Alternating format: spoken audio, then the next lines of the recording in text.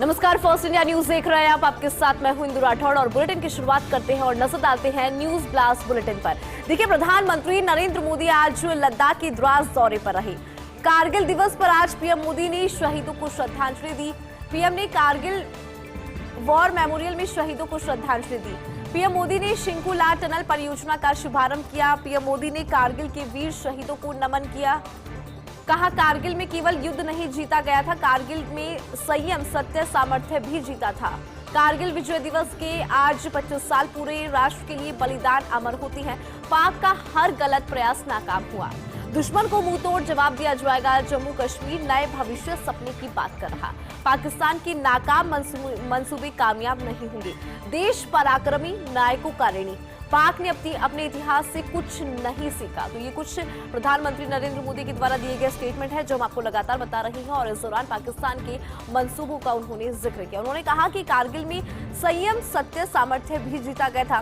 कारगिल विजय दिवस के आज 25 साल पूरे हुए। राष्ट्र के लिए बलिदान अमर होते हैं और पाक का हर गलत प्रयास नाकाम हुआ। दुश्मन को मुंहतोड़ जवाब दिया जाएगा। जम्मू कश्मीर नए भविष्य सपने की बात कर रहा। पाकिस्तान के नाकाम मंसूबे कभी कामयाब नहीं होंगे।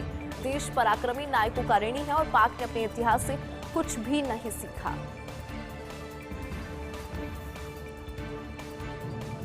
कारगिल विजय दिवस की 25वीं वर्षगांठ आज और 84 दिन के संघर्ष के बाद 26 जुलाई 1999 को भारत ने विजय हासिल की थी।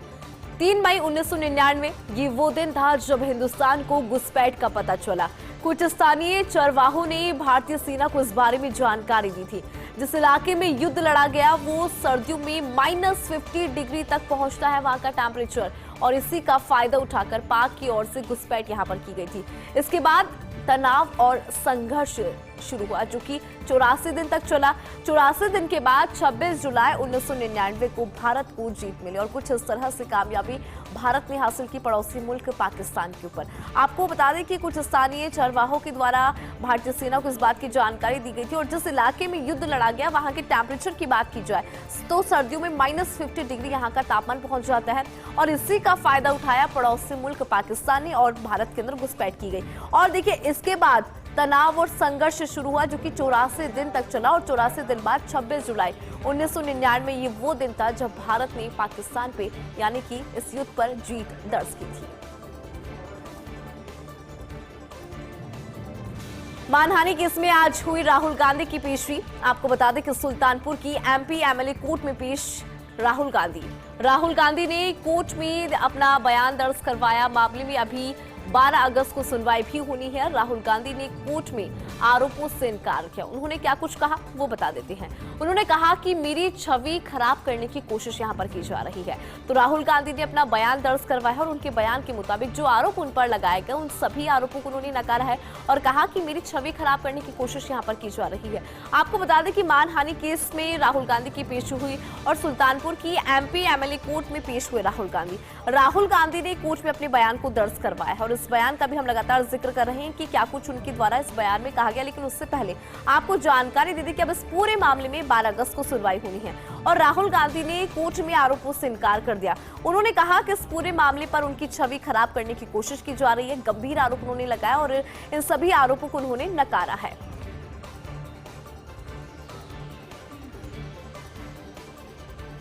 डॉक्टर राधा मोहन दास अग्रवाल बने प्रदेश भाजपा के प्रभारी। यूपी से राज्यसभा सांसद और पार्टी के राष्ट्रीय महामंत्री है अग्रवाल। आपको बता दें कि कर्नाटक के भी प्रदेश प्रभारी है राधा मोहन दास अग्रवाल। अब राजस्थान की भी जिम्मेदारी सौंपी गई। राधा मोहन दास को गोरखपुर सदर सीट से 4 बार विधायक वो रह चुकी हैं। 2022 में योगी आदित्यनाथ के लिए अपनी सीट छोड़ी थी, जिसके बाद पार्टी ने राधा मोहन दास अग्रवाल को राज्यसभा में भेजा था। राजस्थान में 5 विधानसभा उपचुनाव जीतना पहला लक्ष्य उनके सामने रखा गया है। यानी कि राजस्थान के अंदर 5 ऐसी सीटें हैं जहां पर उपचुनाव होने हैं और ऐसे में जिम्मेदारियां दी जा रही है। और अगर आपको इनके बारे में बताएं, क्योंकि राष्ट्रीय महामंत्री हैं अग्रवाल, इसके अलावा कर्नाटक की भी प्रदेश प्रभारी है राधा मोहन दास अग्रवाल। अब राजस्थान की जिम्मेदारी उनके कंधों पर सौंपी गई है। राधा मोहन दास को गोरखपुर सदर सीट से 4 बार विधायक जो है वो रह चुकी है। 2022 में योगी आदित्यनाथ के लिए अपनी सीट उन्होंने छोड़ी थी, जिसके बाद पार्टी ने राधा मोहन दास अग्रवाल को राज्यसभा में भेजा था और राजस्थान में 5 विधानसभा उपचुनाव जीतना उनके लिए पहला लक्ष्य यहां पर नजर आ रहा है।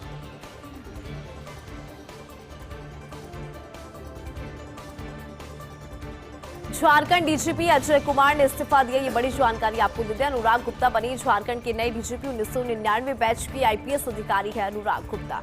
गुप्ता के पास सीआईडी डीजी और एसीबी डीजी का भी प्रभार रहेगा। इसके बाद अजय कुमार सिंह को भी दूसरे विभाग में लगाया। पुलिस हाउसिंग कॉर्पोरेशन लिमिटेड का प्रबंधक निदेशक बनाया है अजय कुमार को। ये बड़ी जानकारी हम आपको दे रही है और उनके बैच की भी हम यहाँ पे बात करें, क्योंकि 1999 बैच की आईपीएस अधिकारी है अनुराग गुप्ता, तो बड़ी जिम्मेदारी उनके कंधों पर है। झारखंड डीजीपी अजय कुमार ने इस्तीफा दिया और अनुराग गुप्ता झारखंड की नए डीजीपी बने हैं। 1999 बैच की आईपीएस अधिकारी है अनुराग गुप्ता। गुप्ता के पास सीआईडी डीजी और एसीबी डीजी का भी प्रभार रहेगा। इसके बाद अजय कुमार सिंह को भी दूसरे विभाग में लगाया है। पुलिस हाउसिंग कॉर्पोरेशन लिमिटेड का प्रबंध निदेशक बनाया गया है अजय कुमार को।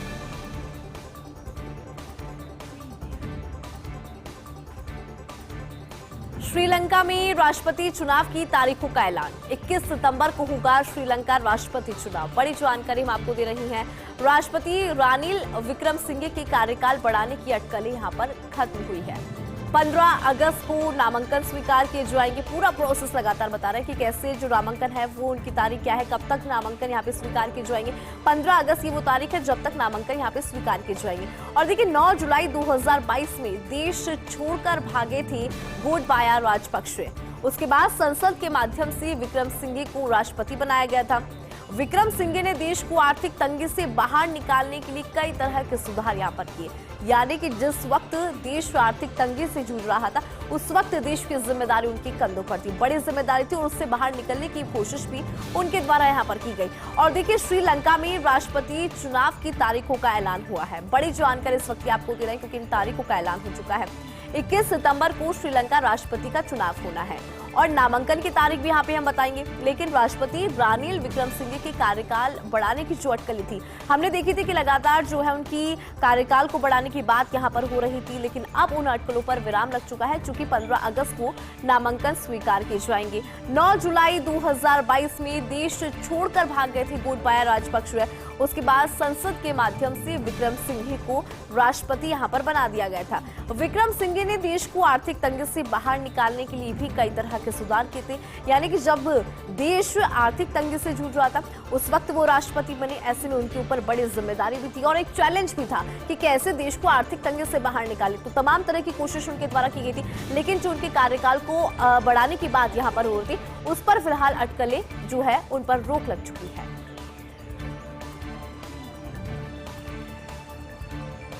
आज होगा खेलों के महाकुंभ का आगाज। जी हाँ, ये महाकुंभ जो है उसका आगाज होने जा रहा है। पदकों की संख्या को दोहरे अंक में पहुंचाना चाहेगा भारत। यानी कि भारत देखिए एक और सपना लेकर आगे बढ़ता हुआ नजर आएगा।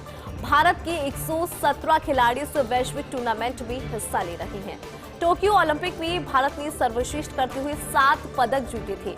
पेरिस ओलंपिक में एक बार फिर से नीरज चोपड़ा, मीराबाई चानू, लवलीना और पीवी सिंधु से पदक की उम्मीद पूरा देश कर रहा है। भारत ने अभी तक ओलंपिक में कुल 35 पदक जीते हैं और एक बार फिर से पूरे देश को उम्मीद यहां पर है क्योंकि हमारे खिलाड़ी वाकई कमाल करके दिखाते हैं। आपको जानकारी दे दें कि आज खेलों के महाकुंभ का आगाज होगा। पदकों की संख्या को दोहरे अंक में पहुंचाना चाहता है भारत और देखिए भारतवासी भी यही चाहते हैं कि जो हमारे पदक हैं उनके दोहरे अंक तक वो पहुंचे क्योंकि हमारे खिलाड़ी वाकई में कमाल से खेलते हैं।